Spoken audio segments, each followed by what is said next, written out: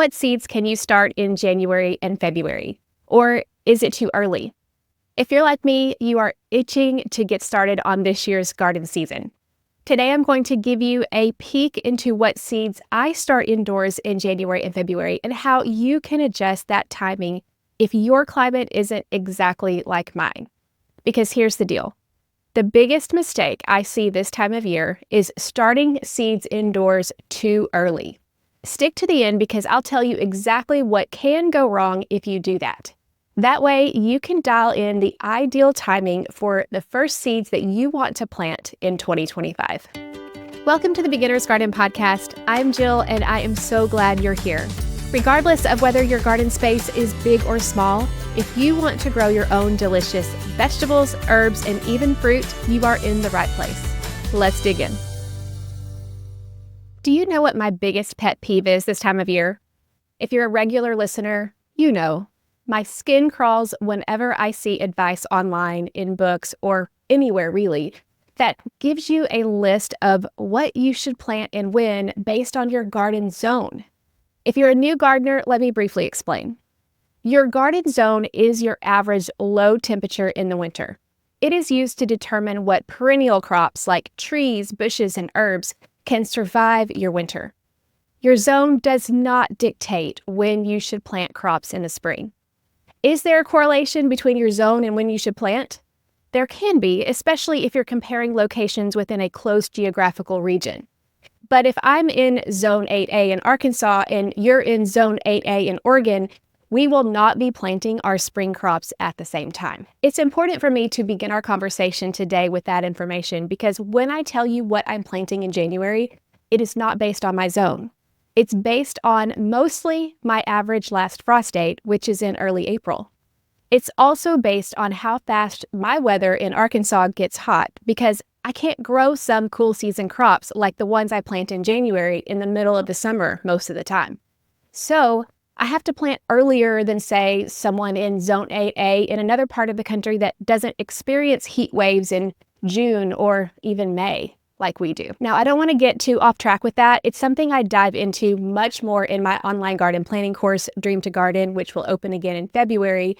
But I do want to make sure that you know that unless you live in a similar climate to me, you may and probably will need to adjust when you plant the crops that we'll talk about today based on your climate.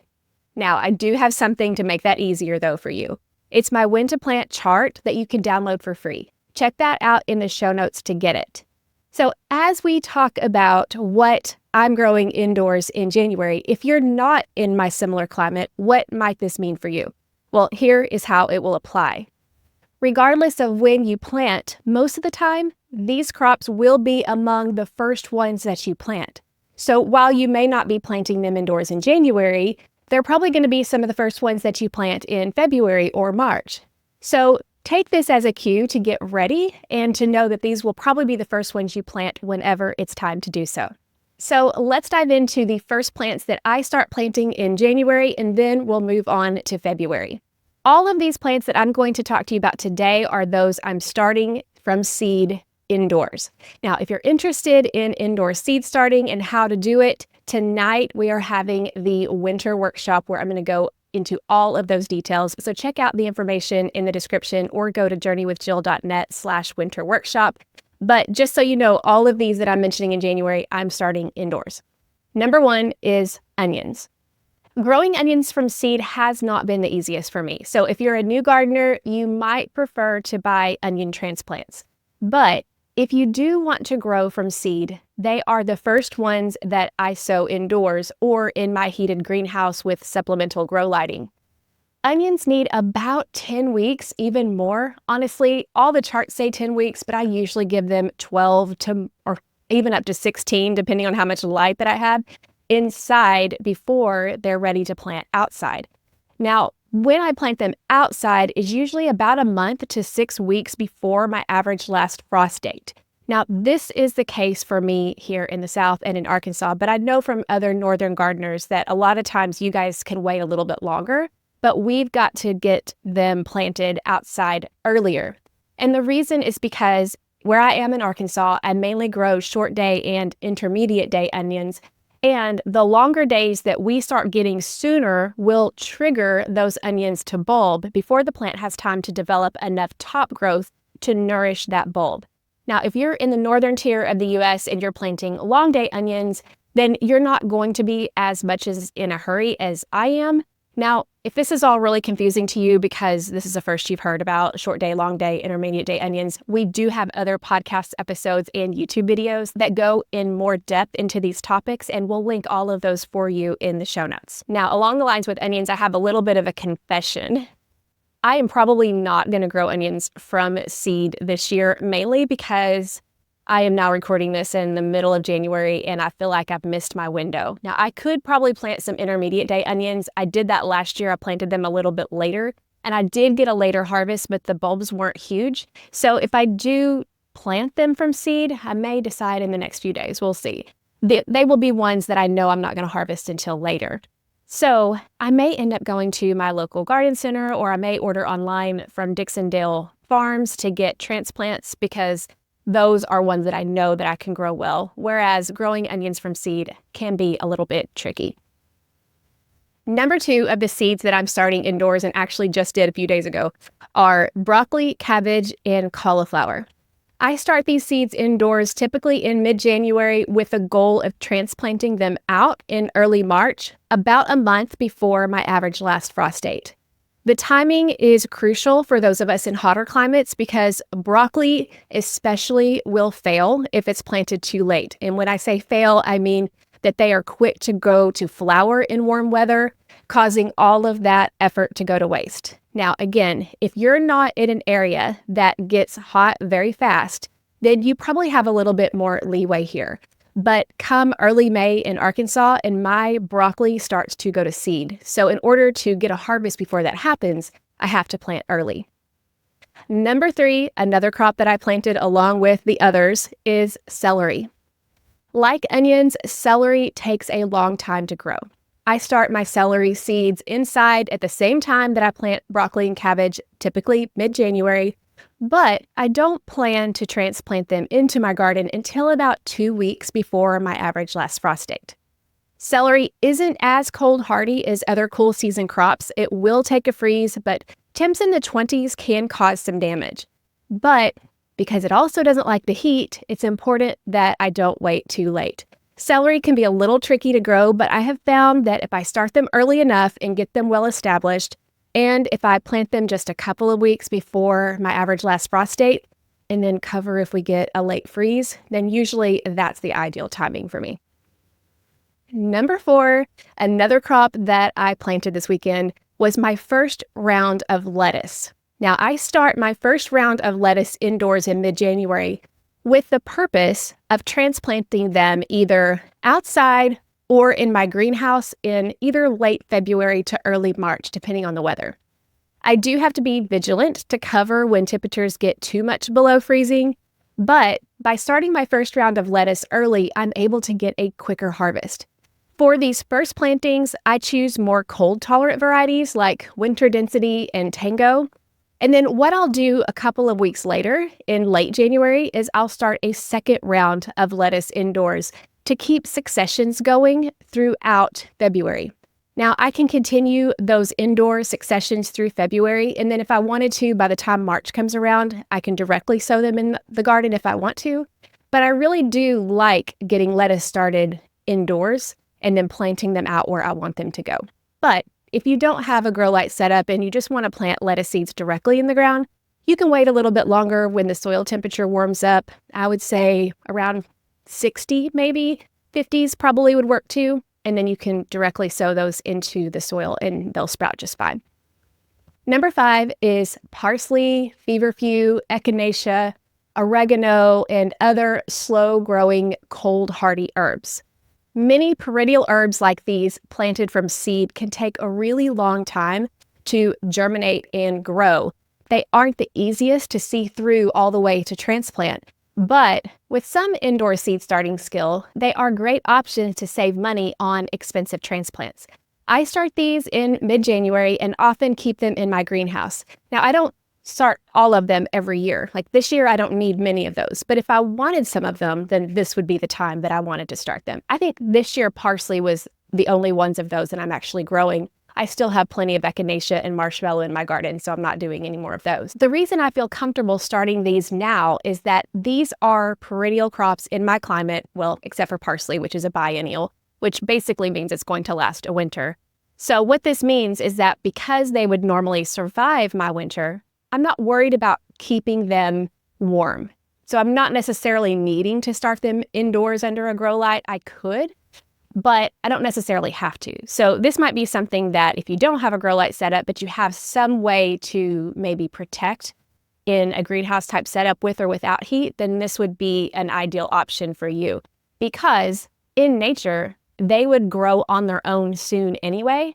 So by doing this, I'm just trying to follow nature's lead. That's kind of the way that I came about doing this altogether, is thinking, when would these crops naturally start to sprout? And let me just plant them and then let the crops sense the daylight when they start sprouting in the soil temperature and all of that. And it has seemed to work out pretty well. Number 6 is greenhouse tomatoes. January, it is too early for me to think about starting tomatoes and peppers indoors yet in my climate. But the last couple of years, I have been starting out a little bit earlier with a few tomato plants that I will keep in the greenhouse for a while until the frost has passed.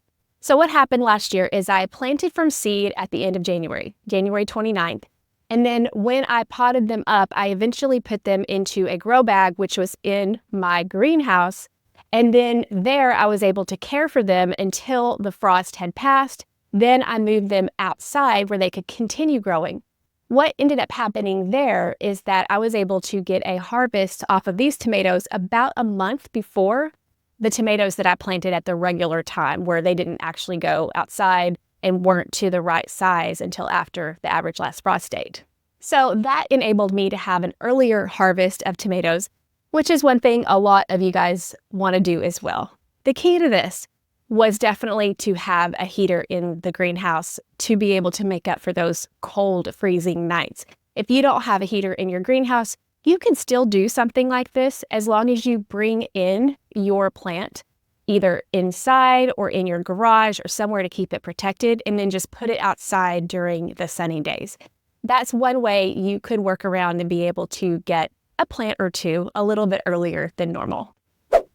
Hey, just taking a quick break here to thank our sponsor, Organic Rev. You guys, I'll tell you that I have tested and used a lot of products over the years, but only a few do I continue using because I've found that they make a difference in my garden. And Organic Rev is definitely top of the list. Now, a lot of people don't really know what this is because they think it's an organic fertilizer, but it's not. It's actually an organic plant growth stimulant. So here's how it works. Organic Rev is packed with over 650 strains of beneficial microbes that activate biological activity in soil or soilless mixes. So think about your raised beds, your ground beds, or even your containers. These microbes work to enhance seed germination if you use them for seed starting, and they also help with root development. This is why I love using them when potting up or when transplanting in the garden, and it helps that plant better uptake the nutrients that are already in the soil.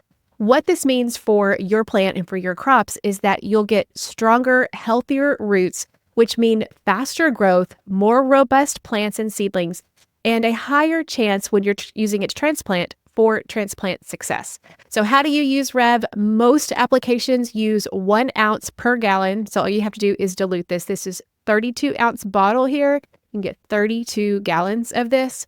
And then you can apply them directly to seed starting trays or to pots.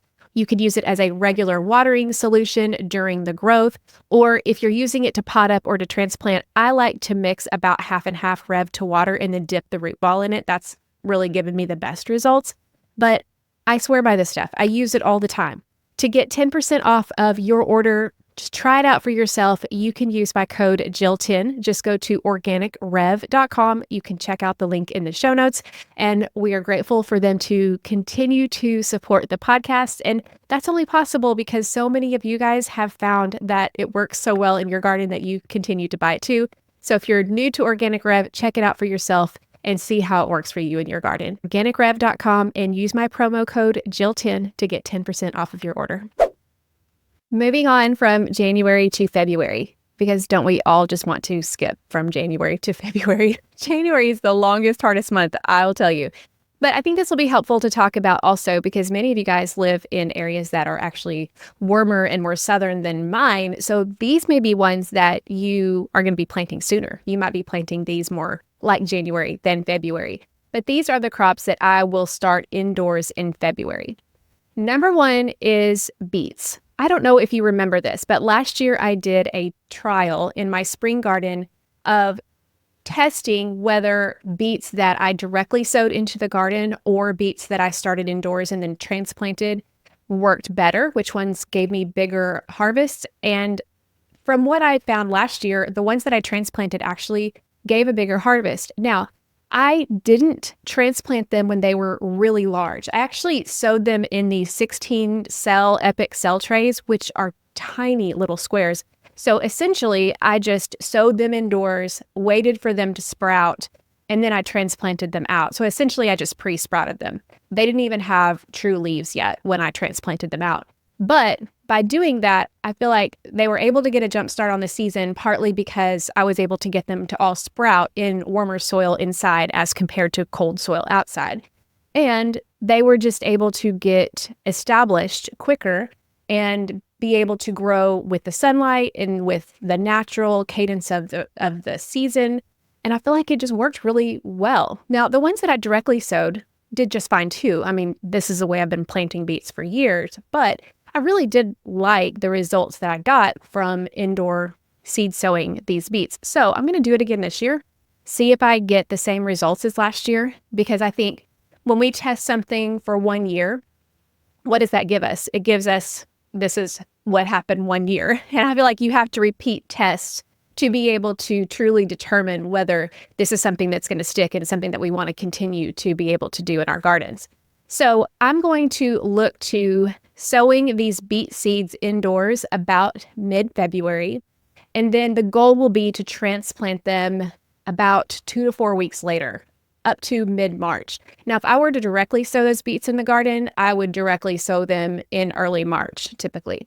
But that's what I'm going to start, just to give them a little bit of a head start to hopefully get them to be a little bit larger when it comes time to harvest. Number 2 will be flowers. And these are specifically cool season flowers, and then maybe warm season flowers that either take a longer time to grow or the ones that don't love heat. These for me are going to be nasturtium, and that's because they can take a little bit of a frost, but they don't love the heat. So they really thrive in that springtime, like April, May, June. But by the time July gets here, they're like burnt. If they make it through summer, then they'll come back in the fall, but it's kind of iffy whether they make it through by summer or not. So I'm starting them early. And then partly because I've not found the best success rate in starting nasturtium seeds indoors. They don't typically sprout at as high of a rate as a lot of my other plants do. So I want to start a lot of them so that I can get the ones that I need. The second one would be alyssum. I love planting alyssum, and it's more of a cool season crop. It takes a lot to kill alyssum. It'll take a freeze. Finally we had like temperatures around 20 and that killed it this winter. But I had alyssum that lasted all summer and most of the fall. But I'll be starting more of those. And then also calendula. Calendula is one that it doesn't really like freezing temperatures. So I like to wait to transplant it out until after the freezing temperatures have passed. But they are also a crop that they don't like the heat. So usually come July, I'm having to rip them out because they don't love the heat. And then usually I plant cosmos about this time, but I have found the last couple of years that cosmos grew so fast that I ended up having them very leggy in my greenhouse, and I had to plant them earlier because they just were outgrowing their containers, and they don't love freezes either. So I think I'm going to wait a little bit longer because they don't need as long inside to grow. So I'll probably wait until, I don't know, I haven't decided entirely, but maybe early March to plant those from seed indoors just because they grow so fast. The number 3 crop that I'll be planting later in February would be peppers and eggplants. Now, I know a lot of people like to plant peppers before they plant tomatoes inside, just because peppers are notoriously long growers. They take a long time to grow inside, but you also don't plant peppers outside at the same time as tomatoes. You want to plant peppers a couple of weeks after tomatoes. So that's why I usually plant them on the same day. But if you have some hot peppers, I know people like to start those a little bit earlier indoors. You might plant them a couple of weeks earlier than tomatoes. But for me, I usually plant them at the same time. And the same way with eggplant. Both peppers and eggplant love the hot weather. They don't love the cool weather. So I'm usually not planting them out in my garden until the beginning of May. Last year I planted them out at the end of April, but that was just because we kind of got hot quicker last year. But those I'll start at the end of February. And the same way with number 4 tomatoes, I like to plant those at the end of February. I got burnt so many times planting tomatoes too early, and they were huge and leggy, and they just, they did fine eventually when I transplanted them out into the garden, but I could just tell they were stressed. And anytime you're planting a stressed plant into the garden, it doesn't always work out the best for the ultimate harvest. So I decided to plant at the end of February. And another reason is it saves money, because if I'm planting too early and the crop outgrows its container, then in order to keep a healthy plant, you just have to keep potting it up. Well, what that means is you need more and more potting soil, more and more fertilizer, and that's more and more money. And it's really no use. There's no reason to have huge tomato plants that you plant in the garden. The mid-size adolescents are the perfect size to be able to acclimate well and not have as much stress. So that's why I don't rush when I'm planting my tomato seeds, and usually I don't do it until the 3rd or 4th week of February. Those are the seeds that I start indoors in January and February. Most of them, I would say, are easy enough for a beginner to start indoors, but there are some that I would consider that maybe you might need a little bit of experience with some of them, like onions, celery, herbs, and beets, just because they can be a little bit more fussy, or you kind of need a little bit more experience to know what to look for and when to transplant them out. Some of them maybe take a longer to grow and longer to tend, like your herbs, but the rest of them are pretty easy to start indoors. Now, I mentioned before, can you direct sow lettuce? Yes, but I love starting them indoors just because I like making sure I have that strong, healthy plant by the time I transplant it out. And then also, because if you're growing in the ground, or you're growing in a raised bed, or in a container that's been out all winter, that soil temperature is still pretty cold. And it will take longer for the lettuce seeds to actually sprout and germinate compared to inside. So you're actually able to have that lettuce plant grow quicker if you start it indoors and then take it out. Now, as I mentioned, these seeds that I start indoors, there are certain crops that I never start from seeds indoors, but I always take the seed and I directly sow them into the garden. Now, if all this is new to you, or if you want to level up your skill in planting, whether that's indoors or outdoors, I would love to see you at the winter workshop tonight, or if you're listening to this after, or you already have plans tonight, you can catch the replay. So what we're going to talk about tonight is which seeds to plant indoors versus direct sow. And this will depend on your experience, and I'll talk more about that.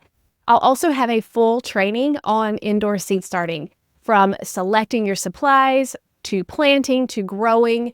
And then we're going to talk about potting up, why it's important, how to do it, and then how to harden it off, like getting your plants ready to transplant into the garden, and then how to plant out. This is one thing that I think that is missed a lot in education online with indoor seed starting, is we focus on the planting and the initial growing. But I want to take you all the way through to transplanting it in your garden, because that's the whole purpose, is to have a healthy plant to transplant in the garden. And then we are going to talk about how to direct sow successfully. I know it takes faith. Every time I do it, it takes faith to sow a seed into the garden, and you just kind of have to wait and hope it takes, right? But there are some things that you can do and some things that you need to know in order to directly sow successfully. They're easy, but if you don't know them, you might miss them and make the mistake, and then your seeds don't sprout. I have totally been there, had to learn the hard way. I'm going to share all that with you at the winter workshop. So you can go to journeywithjill.net/winter workshop. And if you're listening to this later, as I mentioned, we'll have the replay available for you. Just check out that link and you'll be able to grab your ticket to the replay and then be able to watch it anytime throughout 2025. Okay, to finish up here, I wanted to return to what I promised I would share with you. And that is the biggest mistake I see in indoor seed starting, and that is starting too early. And I wanted to share with you what can happen, what can go wrong when you start too early. The first thing is you may find yourself running out of grow room space. Many of us, when we are beginning our indoor seed starting journeys, we buy one little grow light, and that's perfect for the small amount of cell trays that we have under it. But if we start too early and we're successful with those little baby plants, they grow, right? Like baby humans or baby animals, they grow, and eventually they're going to need more light. And what we'll find is that, and this has happened to me so much until I figured out I needed more grow lights, is we will find our plants really struggling and they're competing for the light. And that makes them more stressed. So we run out of grow room space. We don't know what to do. And we find ourselves having initially very healthy plants. And then eventually they get really stressed. And so that doesn't bode well for the ultimate harvest. Another thing, and this kind of goes right alongside with that, is that plants will outgrow their containers. A lot of times we're starting with a small cell tray, like 1 inch or 2 inches, but eventually they will outgrow their containers. And of course, I recommend potting most plants up, and I'll talk to you more about that in the workshop tonight. But sometimes you need to pot them up more than once if you start too early. And as I mentioned before, that's more seed supplies, that's more grow light space. It's just more you have to manage, and it can be really challenging. Another problem with starting seeds too early is that you got these beautiful plants and they're ready. Like they're ready to go out into the garden, but the garden isn't ready for them. Sometimes we haven't prepared the garden space, but more often it's that the weather hasn't broken yet. We have our cool season crops and there's still snow on the ground. I've heard that many times. Doesn't happen much in Arkansas, but it can. Or you have your warm season crops and your frost, you're not quite sure if you're going to get a late freeze or not, but what do? So at that point, again, you've got plants that really need to go in the ground, but they're not ready yet. And again, what we end up doing is we keep potting them up, we use a lot of soil, and eventually, as I mentioned before, they are stressed. And what eventually that ends up happening is that they're not healthy when they're transplanted, and that can affect further yields. So you can see all of these things. Most of them are not deal breakers. Most of them you'll be able to manage. But it's a lot of work, and I'd be lying if I said I didn't lose some plants this way, because I definitely have. I think a lot of gardeners have learned this the hard way. But that's why I want to emphasize how important plant timing is. Timing is huge. Making sure that you get started at the right time and not too early. So to help you do that, I want to make sure that you have access to a free download. It's my When to Plant cheat sheet download. You can check out the link in the description or in the show notes, and you can get that for free. So that will get you started out with getting an idea of when to plant certain crops, because as I mentioned today, when I plant them may not be the same as when you plant them. So I want to make sure that you get the timing right, because that's going to be imperative in getting your garden started out right.